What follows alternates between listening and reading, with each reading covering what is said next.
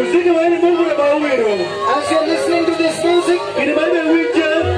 every evil spirit is leaving you. Jiparisha kama waki. The Bible says, Biblia inasema malengia. David played the harp.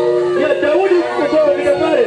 David played the harp, Daudi kwa ndugu pale. and the evil spirit Baki paresho. came out of Saul. Iwote kuli sawa. In the same way, Daudi ya barobene.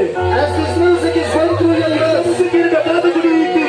every kind of evil spirit Jiparisha kama must waki. be still